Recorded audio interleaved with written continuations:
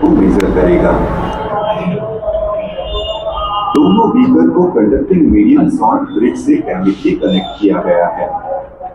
Salt bridge एक U shape tube होती है जो कि इनर्ट इलेक्ट्रोलाइट जैसे पोटेशियम सल्फेट कंटेन करती है। इनर्ट इलेक्ट्रोलाइट वो केमिकल सब्सटेंस होते हैं जिसके आयन रेडॉक्स रिएक्शन में पार्ट नहीं लेते। चलिए अब समझते हैं कि ये इलेक्ट्रोकेमिकल से कैसे काम करता है। जिंक इलेक्ट्रोड पे जिंक मेटल ऑक्सीडाइज्ड होता है और 2 इलेक्ट्रॉन लूज करता है। इलेक्ट्रॉन लूज करने पर Zn+2 आयन प्रोड्यूस होता है। जिंक मेटल से इलेक्ट्रॉन लूज होने के बाद वायर के थ्रू ट्रैवल करते हुए कॉपर इलेक्ट्रोड तक पहुंचते हैं।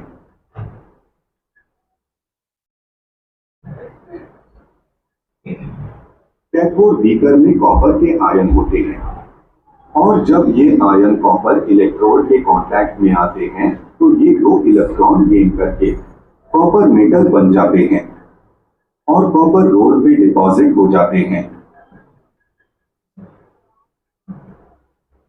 क्योंकि जिंक इलेक्ट्रोड से जिंक मेटल ऑक्सीडाइज हुआ है और जिंक आयन की फॉर्म में जिंक इलेक्ट्रोड से लिबरेट होता है, जिसकी वजह से जिंक इलेक्ट्रोड का साइज घटने लगता है।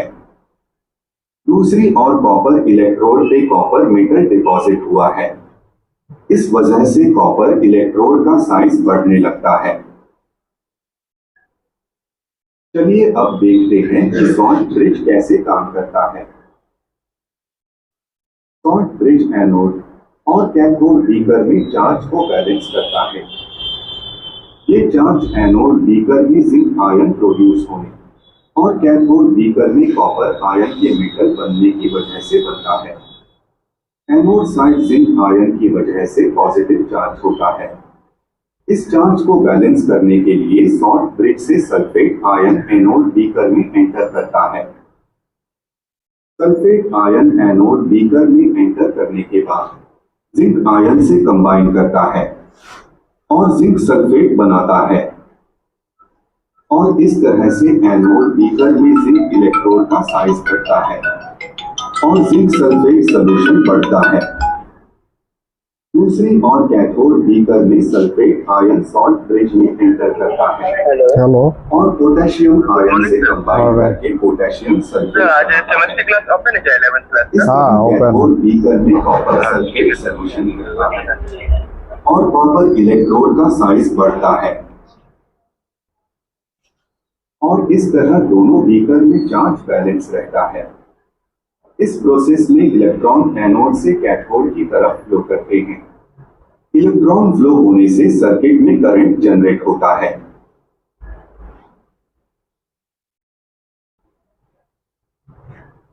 Thanks for watching.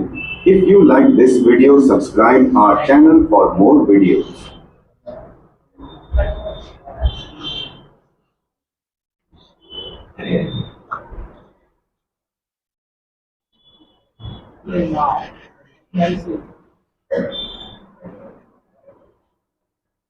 Galvanic cell जिसे वोल्टेज सेल भी कहा जाता है, आज हम डिस्कस करेंगे construction and working of galvanic और वोल्टेज सेल।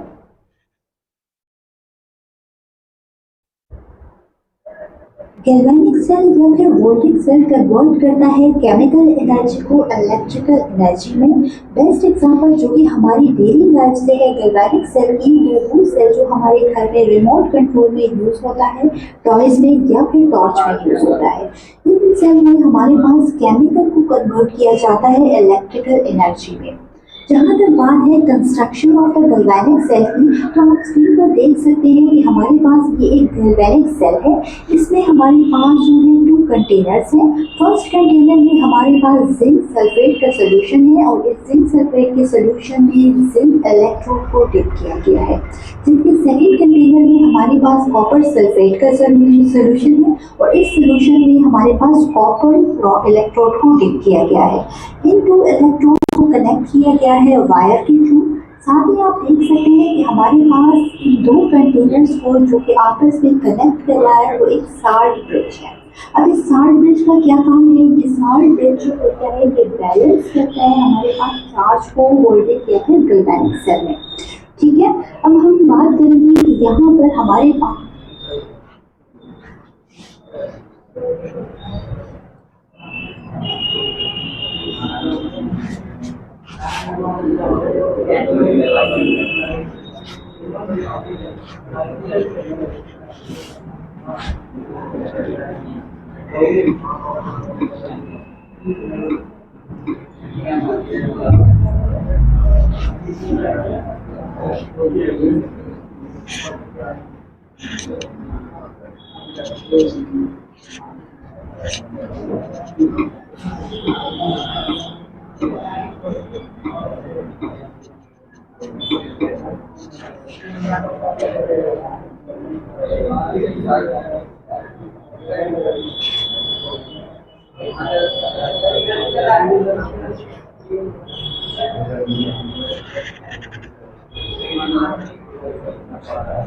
तो संजय भाषण 2 जून को अन्य धंधे और पर 50% की एक्स्ट्रा छूट पर शॉप ना।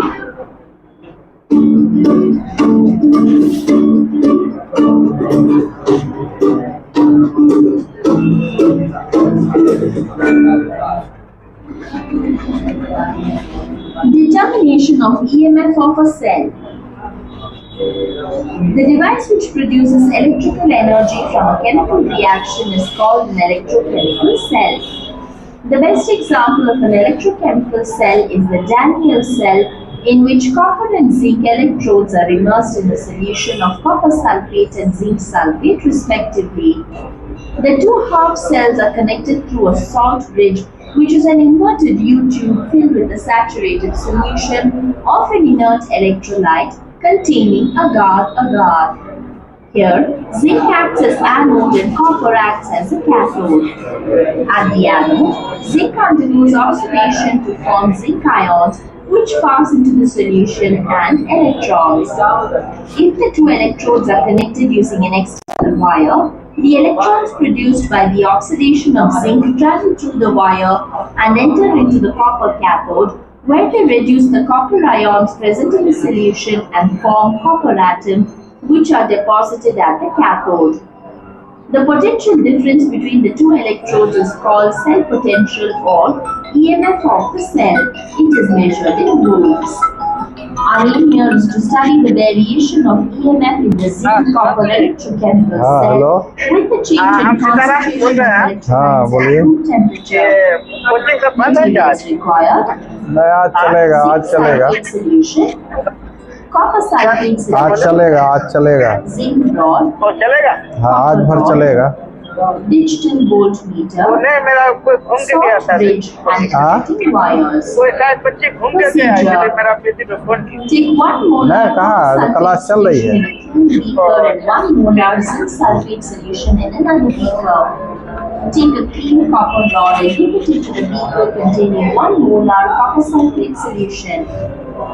Similarly, take a clean zinc rod and then dip it into another beaker containing 1 molar zinc sulfate solution. Take the salt bridge and connect the two solutions through the salt bridge. Now, take one connecting wire and using the wire, connect the copper rod with the positive terminal of the digital voltmeter. Copper electrode acts as the cathode. Similarly, take the other connecting wire and connect zinc rod with the negative terminal of the voltmeter. Using the wire, zinc electrode acts as the anode. Now switch on the voltmeter. Note down the voltmeter reading. This value gives the EMF of the cell. Record the observation in a tabular column and repeat the experiment by taking different concentrations of zinc sulfate and copper sulfate solutions. From the observations, it is clear that EMF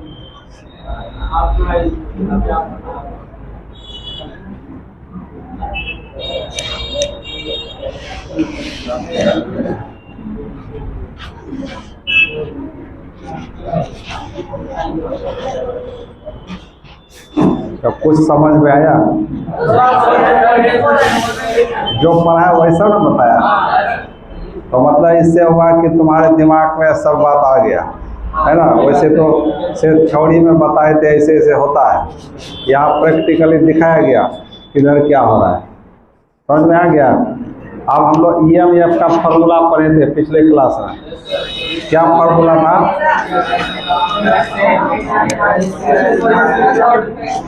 वो formula था E not cell equal to E not cathode minus E not cathode. उसके बाद right minus left, higher minus lower, ये सब पढ़े थे ना। उसके बाद हेलो हेलो हाँ सर, बोले सर 10 बजे आज कोचिंग खुला हुआ है सर? हाँ हाँ खुला हुआ है। सर पूरी तरह छुट्टी हुआ है सर, अभी तक छुट्टी दे दी है आपको। छुट्टी दे दिए। हाँ अच्छा देखते हैं, बच्चा कम आएगा तो हम भी छुट्टी दे देंगे। अच्छा ठीक है। तो देखो E नॉट सेल हो गया। इस पर न्यूमेरिकल बताए थे क्या? एक बताए थे। हाँ दूसरा क्वेश्चन बनाओ तो, और बना लो एक दो।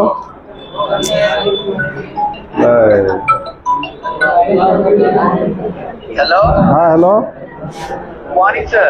मॉर्निंग। बोल रहे सर जी, हाँ तो आप कोचिंग छुट्टी दे दिया, आपने दीजिएगा? हाँ हम भी दे देंगे। ठीक, छुट्टी है ना सर? हाँ हाँ छुट्टी है। हाँ वही पूछ रहे थे। ठीक।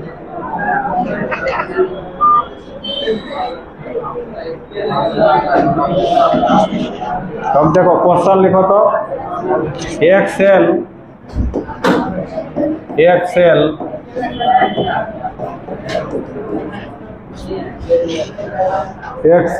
कॉपर ओ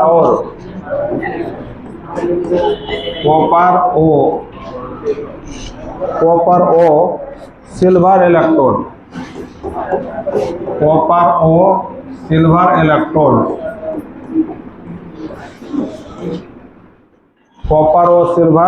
इलेक्ट्रोड, के साथ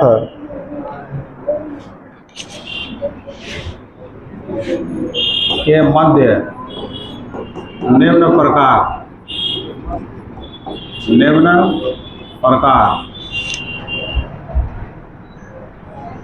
से बनाया गया है। निम्न प्रकार से बनाया गया है।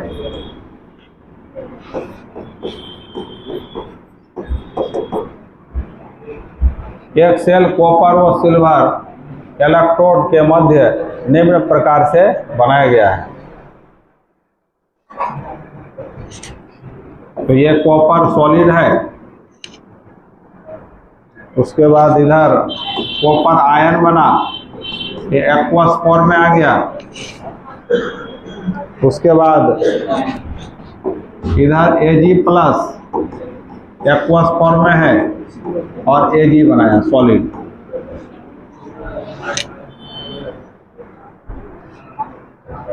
यदि दोनों हाफ सेल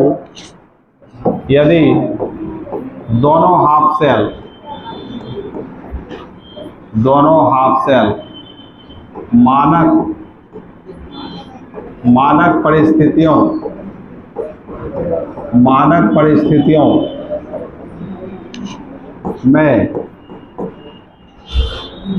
परिस्थितियों में कार्य करते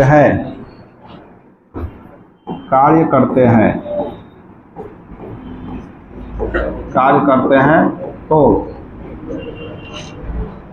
तो सेल का EMF ज्ञात करें। तो सेल का EMF ज्ञात करें। सेल का EMF ज्ञात करें।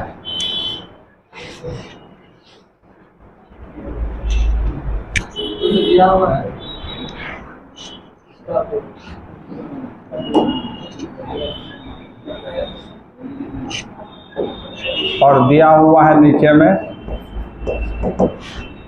जिंक का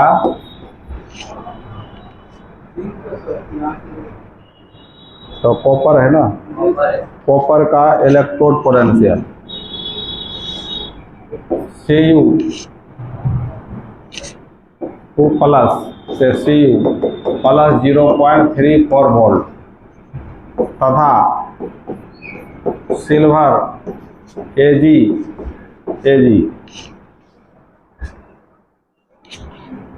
प्लस, तो प्लस 0.80 वोल्ट।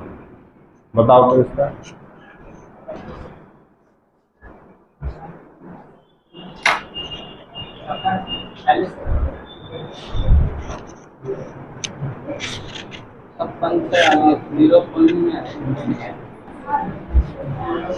तो देखो यहाँ तुम्हारा सेल का रिप्रेजेंटेशन दिया हुआ है, तो यहाँ एनोड कैथोड का पहचान इसी से ना होगा। तो इधर क्या है बताओ, एनोड, इधर वाला एनोड होता है और इधर वाला कैथोड, तो मतलब सिल्वर कैथोड का काम कर रहा है। यदि दोनों हाफ सेल मानक परिस्थितियों में कार्य करते, मतलब यह स्टैंडर्ड फॉर्म में काम कर रहा है। स्टैंडर्ड का मतलब समझ में आया? 298 केल्विन ताप, 1 वायुमंडलीय दाब और 1 या सांद्रता वाले विलयन में ये सब हो रहा है। तो सेल का ईएमएफ ज्ञात करें, तो पता तो चल गया सिल्वर किसका काम कर रहा है, कैथोड, और कॉपर। तो अब बताओ ये रिडक्शन फॉर्म में कि ऑक्सीडेशन? रिडक्शन, ये भी रिडक्शन, तो चेंज नहीं करना है, डायरेक्ट फॉर्मूला पुट कर देना है। तो क्या फॉर्मूला होगा बताइए? तो E नॉट सेल बराबर E नॉट कैथोड माइनस क्या होगा, E नॉट एनोड। तो E नॉट कैथोड का वैल्यू कितना था? ये सिल्वर ना था कैथोड का काम, और एनोड का काम कौन किया? कॉपर। तो इसका वैल्यू कितना था बोलो? तो 0.80 माइनस 0.34, तो कितना हुआ? और चीज हो एक आंसर, ठीक है।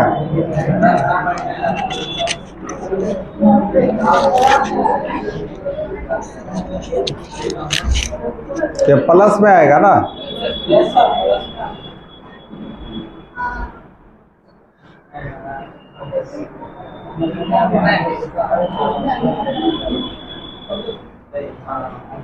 और एक क्वेश्चन बनाओ।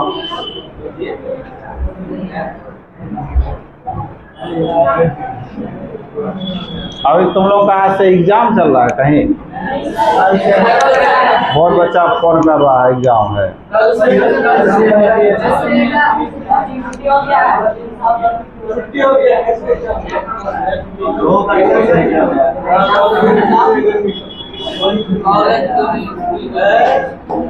अब देखो नेक्स्ट क्वेश्चन, निम्न सेल के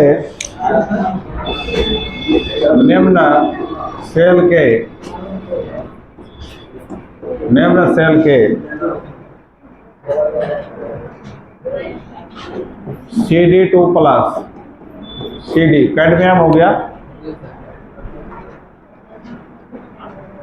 इलेक्ट्रोड के लिए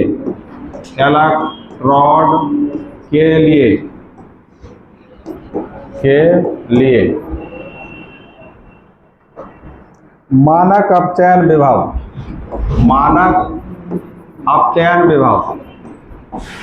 मतलब स्टैंडर्ड इलेक्ट्रोड पोटेंशियल हो गया, स्टैंडर्ड रिडक्शन पोटेंशियल, अपचयन विभव।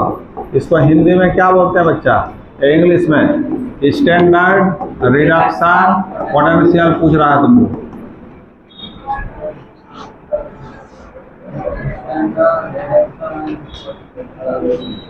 मानक अपचयन विभव ज्ञात करें,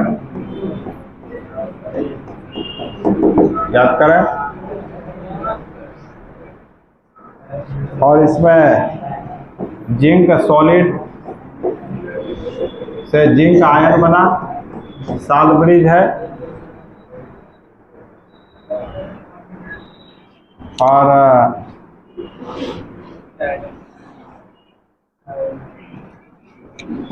1M,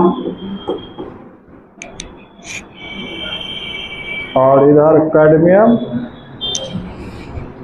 कैडमियम 2 प्लस 1 m से कैडमियम सॉलिड। उसके बाद फिर दिया है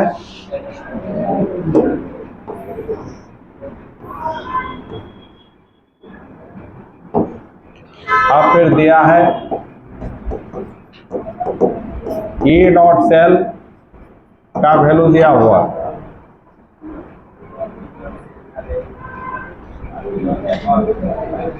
E नॉट सेल का वैल्यू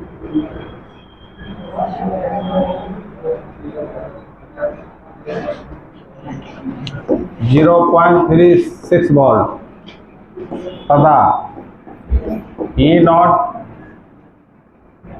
जिंक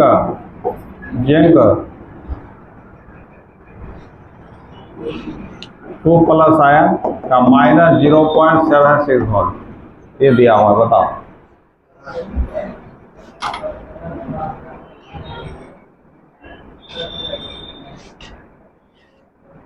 और जगह छुट्टी हो गया तुम लोगों का?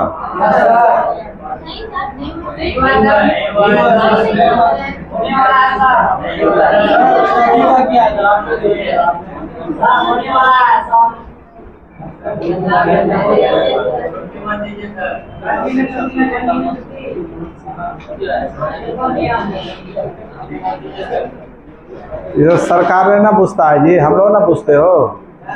सरकार अपना नया नया नियम निकालता है। अब भर गर्मी में छुट्टी नहीं दिया, ठंडी आ गया तो छुट्टी हो रहा है। मतलब नियम कानून सब।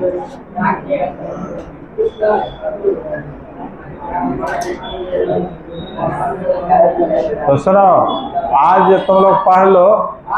यदि कोचिंग सब बंद हो रहा है, सुनते हैं पुलिस का दौरा हो रहा बहुत जगह, तो यदि कोचिंग बंद हो गया तब मैसेज भेज देंगे ग्रुप में, ठीक है। यदि नहीं बंद हुआ तो मैसेज नहीं भेजेंगे, आना है।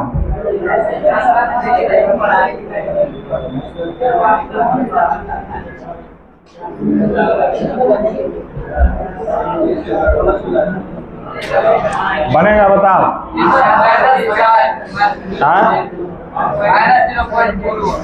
-0.40 आ गया।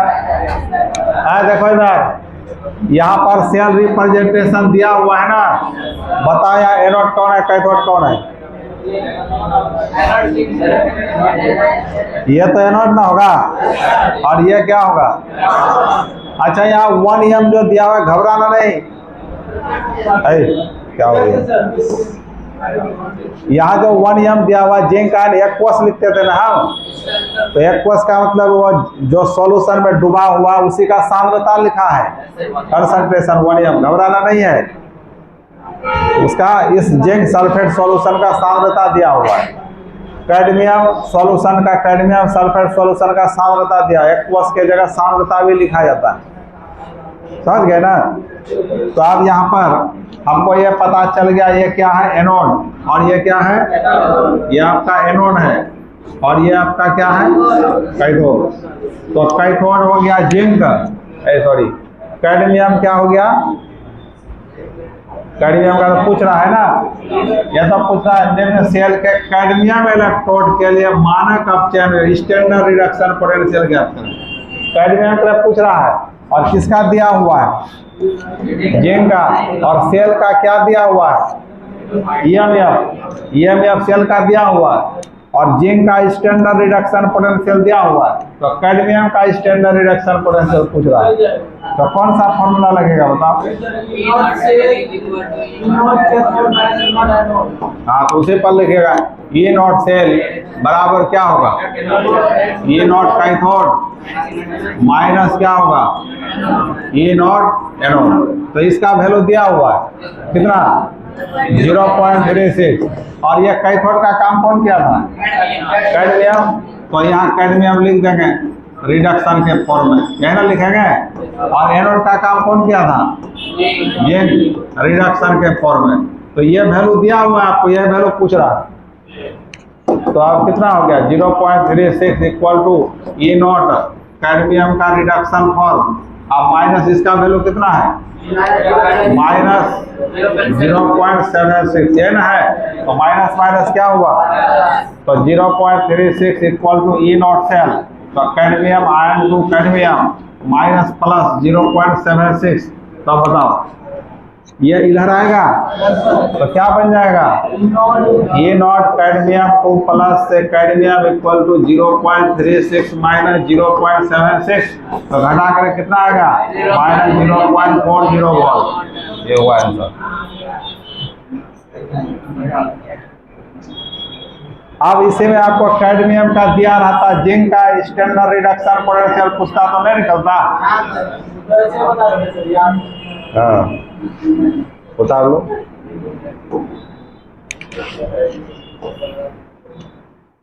तो इस टाइप का क्वेश्चन सब आता है। अब उतार लो नेक्स्ट क्वेश्चन।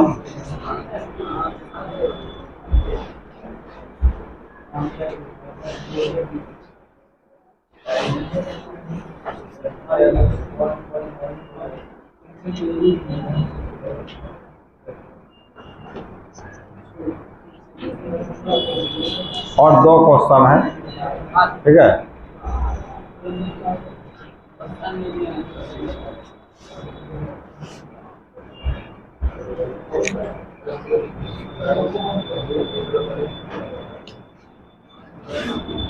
हो गया, बोलिए। आप नेक्स्ट क्वेश्चन लिखिए। निकेल तथा कॉपर, निकेल तथा कॉपर, निकेल तथा कॉपर इलेक्ट्रोड वाले, इलेक्ट्रोड वाले, इलेक्ट्रोड वाले सेल का ईएमएफ, सेल का ईएमएफ ज्ञात करें, सेल का ईएमएफ ज्ञात करें।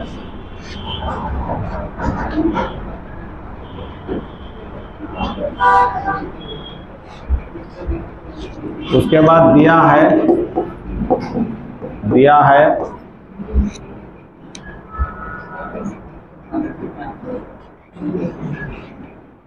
E नॉट Ni2 प्लस से Ni equal to minus 0.25 volt,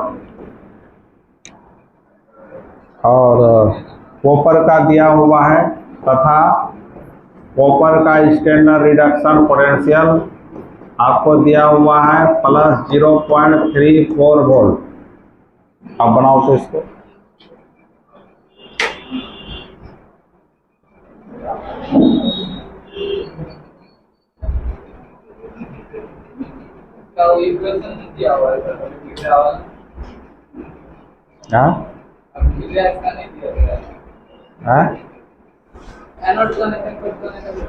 हाँ तो बनाओ।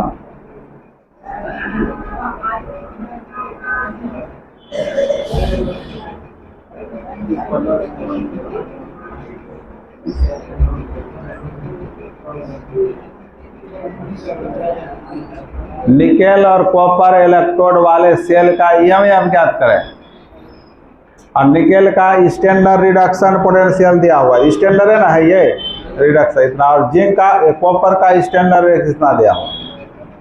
तो हमको ईएमएफ निकालना, तो क्या सूत्र पढ़े, ये नॉट सेल बराबर E not cathode minus E not anode. या कैथोड एनोड कैसे पहचानोगे, 0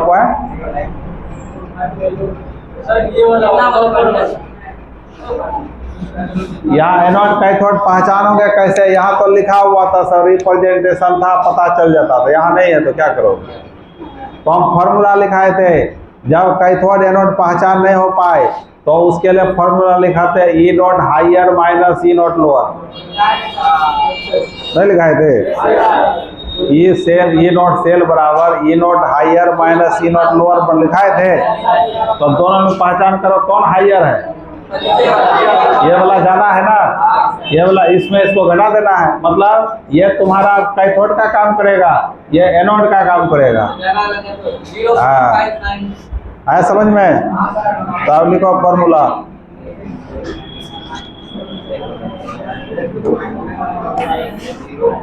सारा तो तुम लोग बता दिए है ना, उसी का यूज हो रहा है केवल।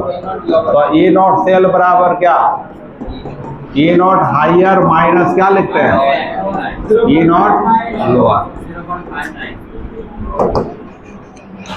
तो तीनों फार्मूला का यूज हो गया ना। तो हाइयर का वैल्यू कौन है बच्चा, 0.34 माइनस माइनस 0.25, तो क्या हो गया 0.34 माइनस माइनस प्लस 0.25, तो कितना हुआ 0.594, ये हुआ।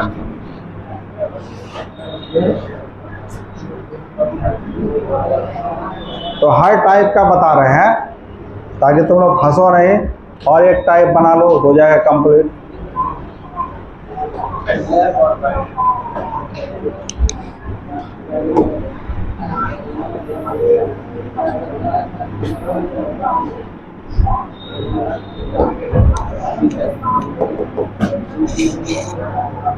हो गया। निम्न विद्युत रासायनिक सेल के लिए, निम्न विद्युत रासायनिक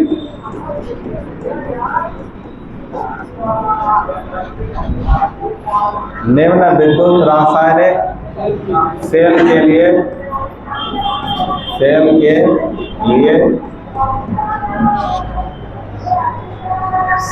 लिए प्रत्येक अर्ध सेल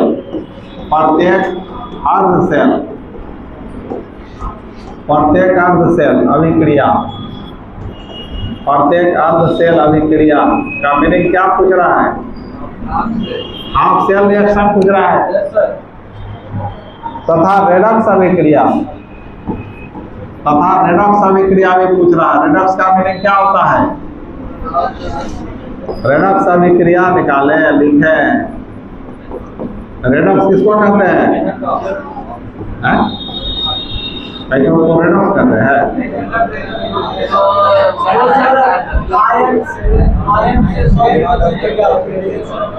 अरे ऑक्सीडेशन रिडक्शन का योग को रेडॉक्स कहते हैं ना। ऑक्सीडेशन रिडक्शन को जोड़कर जो रिएक्शन होता है उसी को हम रेडॉक्स रिएक्शन कहते हैं। तो यहाँ पर है रिप्रेजेंटेशन Al सॉलिड, उसके बाद Al3 प्लस, इसका कंसंट्रेशन 1 m, उसके बाद है जिंक आयन 1 m से जिंक सॉलिड। ये सेल का रिप्रेजेंटेशन दिया हुआ है, इसी के आधार पर हमको हाफ सेल रिएक्शन लिखना है, रेडॉक्स सेल रिएक्शन लिखना है। लिख लोगे, लिखो।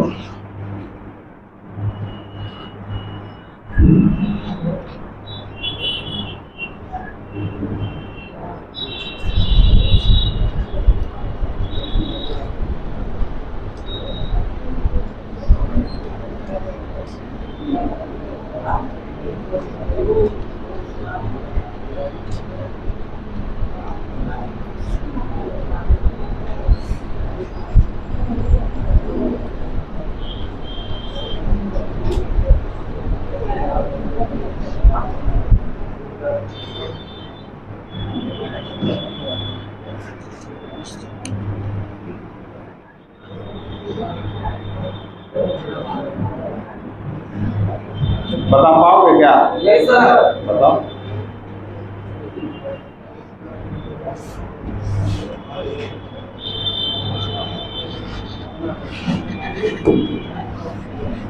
देख लो, देख लो, बहुत हो जाएगा बहुत अच्छा से। हमको क्या क्या पूछ रहा है क्वेश्चन में? अर्ध सेल अभिक्रिया और रेडॉक्स अभिक्रिया, ये पूछ रहा है ना। अर्ध का मतलब होता है एक ऑक्सीडेशन हाफ रिएक्शन पूछ रहा है और दूसरा रिडक्शन हाफ रिएक्शन पूछ रहा है। ये दो चीज पूछ रहा है और फिर दोनों को जोड़ देंगे तो रेडॉक्स हो जाएगा। ये 3 चीज पूछ रहा है। तो अब बताओ यहाँ पर ऑक्सीडेशन होना है कि रिडक्शन?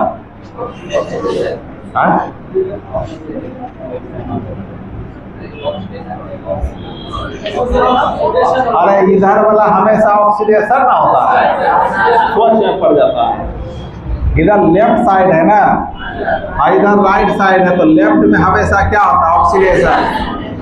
तो इसलिए यहाँ पर क्या लिखना होगा, oxidation half reaction, oxidation half reaction. या ऑक्सीकरण अर्ध अभिक्रिया हम लिख रहे हैं। तब अल्युमिनियम है तो किस अवस्था में है, तो अल्युमिनियम 3+ बना है, इसका मतलब 3 इलेक्ट्रॉन को निकाला होगा, तो इसलिए इधर आकर के Al3+ लिखे, और ये क्या बन जाएगा, एक्वस। 3 इलेक्ट्रॉन निकाला था, इधर ऐसे लिखाते हैं प्लस। तो ये कैंसर हो गया, अर्ध अभिक्रिया का एक कैंसर हो गया। अर्ध अभिक्रिया में कौन सा अर्ध अभिक्रिया हुआ, ऑक्सीडेशन। अब इधर देखना है, इधर रिडक्शन हुआ होगा, तो फिर क्या लिखना होगा, रिडक्शन हाफ रिएक्शन, मतलब अर्ध अवकरण अभिक्रिया, अर्ध ऑक्सीकरण अभिक्रिया, या ऑक्सीकरण अर्ध अभिक्रिया, अवकरण अर्ध अभिक्रिया। तो क्या होगा बताओ, जिंक आयन लिखेंगे, ये तो एक्वस होगा अभी। अब कितना कमी है, तो 2 को ग्रहण किया होगा, यहाँ से 3 में से 2 को लिया होगा, तो अब यहाँ क्या बन गया, जिंक सॉलिड बन गया। तो ये कैंसर ये हुआ, रिडक्शन हाफ रिएक्शन। अब हमको रेडॉक्स रिएक्शन में पूछ रहा हूँ, रेडॉक्स नहीं पूछता तो यही दोनों आंसर होता है, ये और ये। रेडॉक्स पे पूछा है, रेडॉक्स अभिक्रिया, तो टोटल जोड़ना पड़ेगा। तो जोड़ने का क्या तरीका बताएगी, दोनों तरफ इलेक्ट्रॉन क्या होना चाहिए, यहाँ 3 है, यहाँ 2 है, तो क्या करोगे, इस पूरे को 2 से गुना कर देंगे, पूरे को 3 से गुना कर देंगे। तो यहाँ 3 दूनी 6, 3 दूनी 6 कट गया।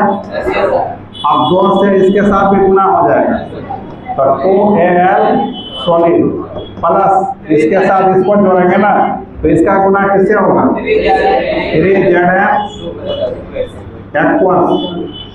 अब इधर का काम हो गया आपका, अब इधर आ जा, किससे गुना, 2Al 3 प्लस एक्वस प्लस क्या 3Zn। तो यह हो गया रेडॉक्स अभिक्रिया। इसी का नाम क्या हुआ, रेडॉक्स रिएक्शन या रेडॉक्स अभिक्रिया। यही पूरा आंसर हुआ उस क्वेश्चन का, ठीक है। उतार लो।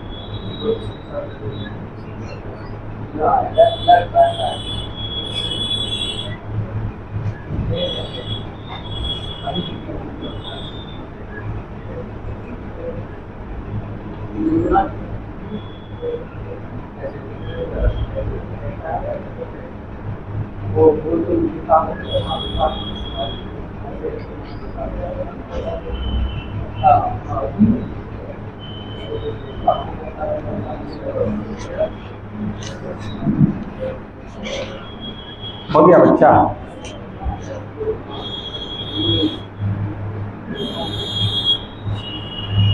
तो EMF के बारे में हम लोग पढ़ लिए। इलेक्ट्रोकेमिकल सेल क्या है इसको पढ़े, उसके बाद इलेक्ट्रोकेमिकल सेल का EMF कैसे निकलता है उसको देखे। अब हम लोगों को देखना है एक नया चीज है, मिटा दें इसको, वीडियो बनना है।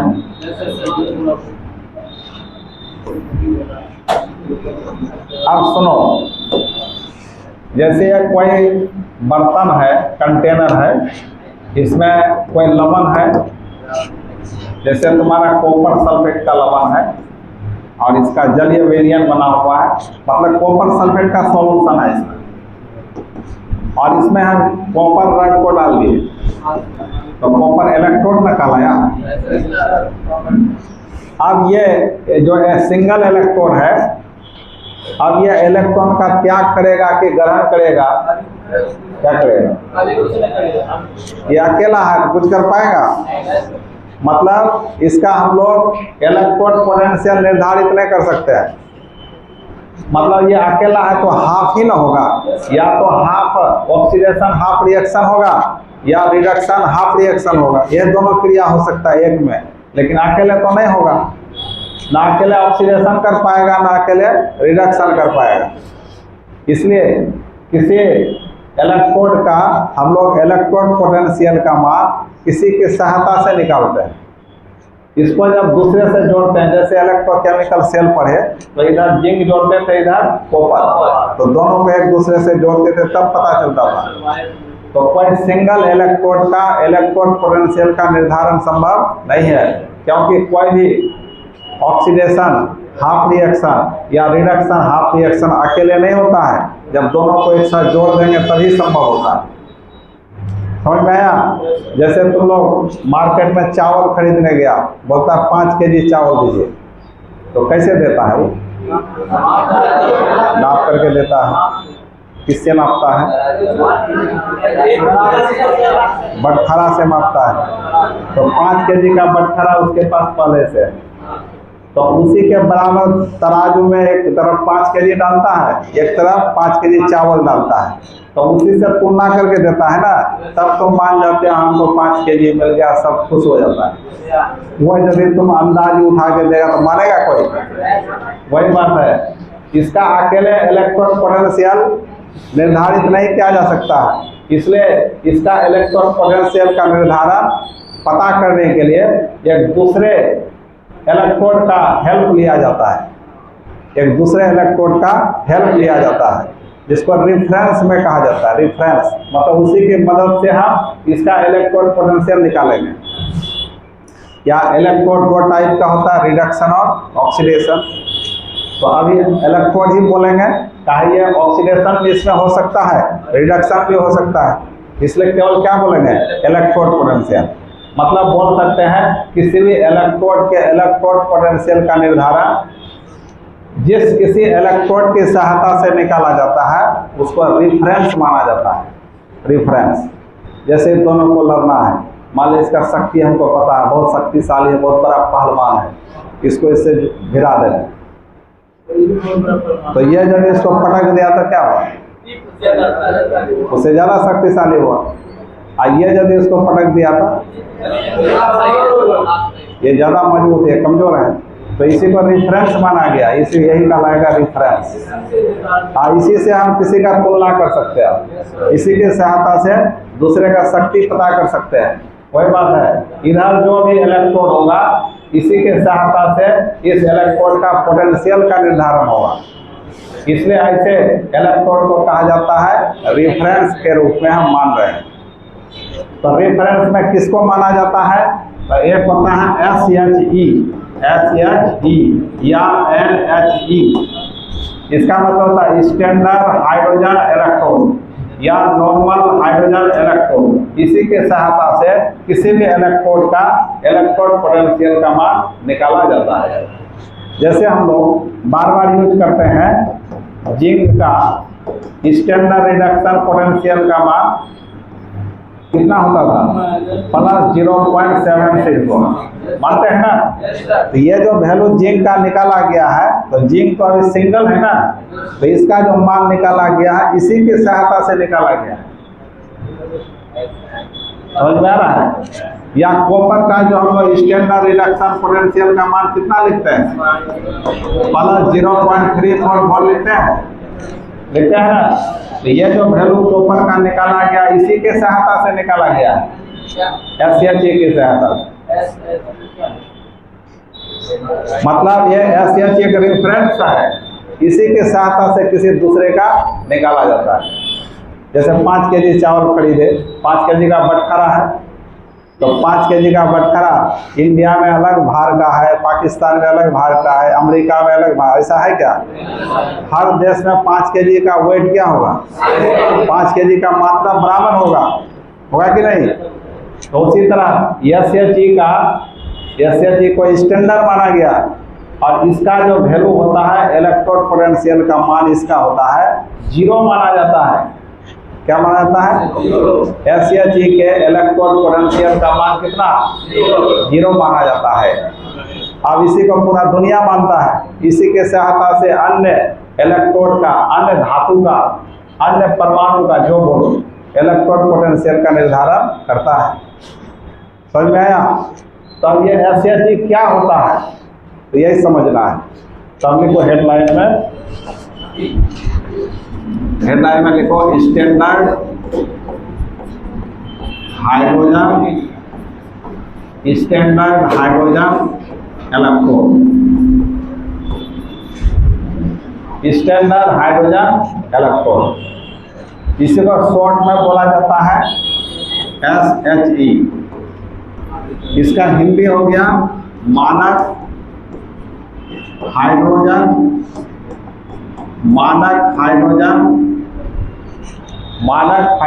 इलेक्ट्रोड।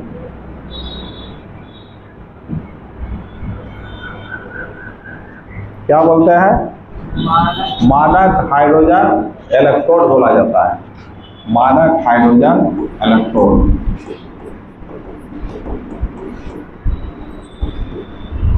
और इसी को और एक नाम दिया जाता है नॉर्मल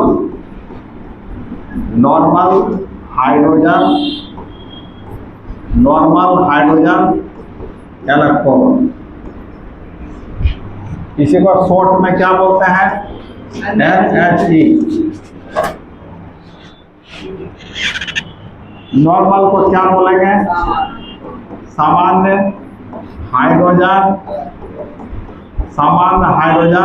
इलेक्ट्रोड। तो आपको एग्जाम में आ सकता है कि मानक हाइड्रोजन इलेक्ट्रोड क्या है, इसका वर्णन करें, इसकी बनावट का वर्णन करें, मतलब कैसे कैसे बना रहता है, कैसे काम करता है।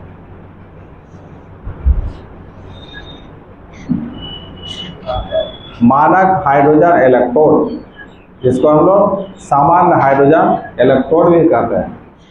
ठीक है?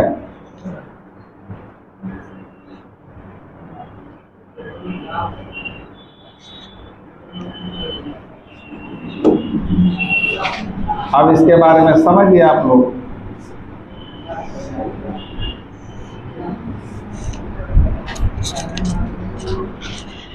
हो गया? तो लिख लिए?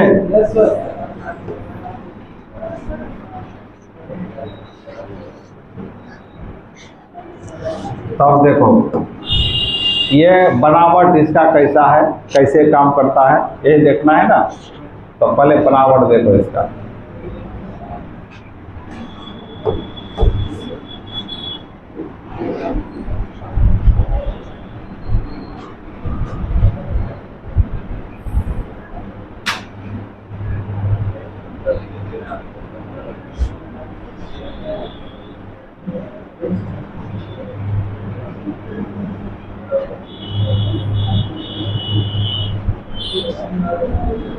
एक बर्तन है और इसमें जो है ये तुम्हारा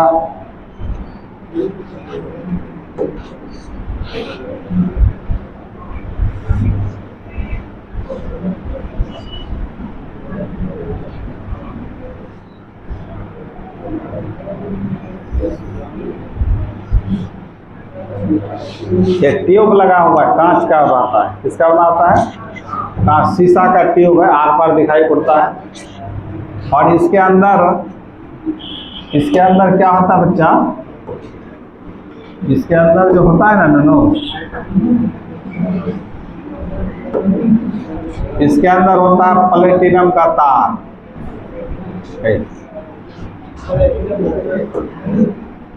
इसके अंदर किसका तार होता है? प्लेटिनम का तार होता है। तो प्लेटिनम का तार है।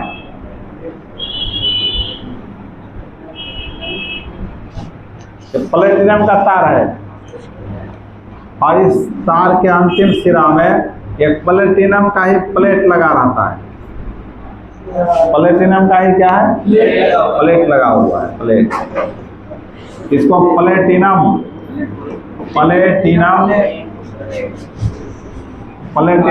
फॉयल बोलते हैं। फॉयल में पत्थर, प्लेटिनम का पत्थर लगा हुआ है, फॉयल जिसको बोलते हैं। और ये जो है ना, ये आपका इलेक्ट्रोड का काम करता है, वही छड़ का काम करता है। कॉपर इलेक्ट्रोड, जिंक इलेक्ट्रोड होता था ना, यहाँ प्लेटिनम फॉयल किसका काम कर रहा है? इलेक्ट्रोड का। ये कैथोड का भी काम कर सकता है, एनोड का भी काम कर सकता है। और ये जो बर्तन है, इसके अंदर सॉल्यूशन रखा गया है, इसके अंदर सॉल्यूशन रखा गया है। तो सॉल्यूशन है तुम्हारा 1MnCl। 1MnCl सॉल्यूशन का मतलब क्या होगा? हाइड्रोजन क्लोराइड का घोल है और उसका सांद्रता कितना है? 1m है सांद्रता। और इसके जरिए हाइड्रोजन गैस डाला जाता है। हाइड्रोजन गैस 1 ATM, मतलब हाइड्रोजन गैस एक वायुमंडलीय दाब पर इसमें प्रवाहित किया जाता है। और ये आपका क्या चीज का है बच्चों? प्लेटिनम वायर है। और ये क्या चीज है बच्चों? ग्लास जैकेट इसको कहते हैं। ग्लास जैकेट के रूप में ग्लास शीशा का बना हुआ है, या ग्लास ट्यूब भी बोल सकते हो। और ये तुम्हारा क्या चीज है? कंटेनर, मतलब बर्तन हो गया, पात्र हो गया, और सारा हो गया जानकारी। तो क्या है ये? क्या बताओ तो ये वाला, इसमें क्या चीज का घोल रखा हुआ है? HCl का घोल, जिसकी सांद्रता कितना है? 1m। अब इस घोल में एक शीशा का जैकेट रखा गया, शीशा का जैकेट, जिसके अंदर किसका तार है? प्लेटिनम का तार। इस तार से क्या लटका दिया गया? प्लेटिनम का पत्थर, जो इस घोल में डुबा दिया गया है। और इस जगह से क्या प्रवाहित किया जा रहा है? हाइड्रोजन गैस को एक वायुमंडलीय दाब पर प्रवाहित किया जा रहा है। मतलब एक वायुमंडलीय दाब लगाकर हाइड्रोजन को इसमें डाला जा रहा है, हाइड्रोजन गैस को। तो हाइड्रोजन गैस इसके जरिए इसके अंदर आएगा ना, क्या आएगा इसके अंदर? तो प्लेटिनम वायर जो है ना, ये जो हाइड्रोजन गैस आता है, इसको अवशोषित कर लेता है, खींच लेता है अपने पास में, जमा कर लेता है। और कुछ हाइड्रोजन गैस ये बुलबुला के रूप में बाहर हो जाता है। कुछ हाइड्रोजन गैस किसके रूप में? बुलबुला के रूप में क्या हो जाता है बच्चा? ये सब बाहर हो जाता है बुलबुला के रूप में। और कुछ हाइड्रोजन गैस इस प्लेटिनम का पत्थर में अवशोषित हो जाता है, जमा हो जाता है। ये इसका बनावट हुआ। अब काम कैसे करता है तो देखो। तो पहले बनावट हम लोग लिख लेते हैं क्या, तब इसका कार्ड समझाएंगे। तो पहले तुम लोग फिगर उतार लो, फिगर उतार लो।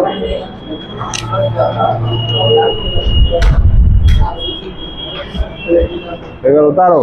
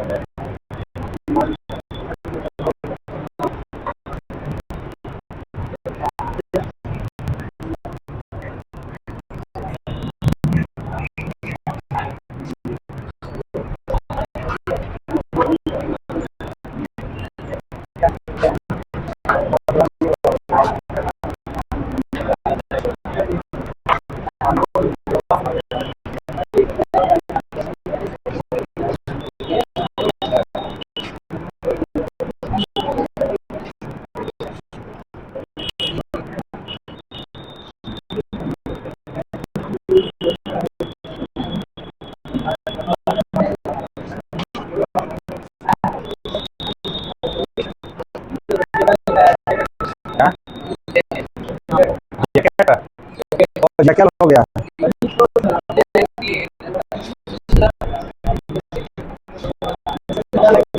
जैकेट होगा ना, ग्लास कवर भी ले सकते हो,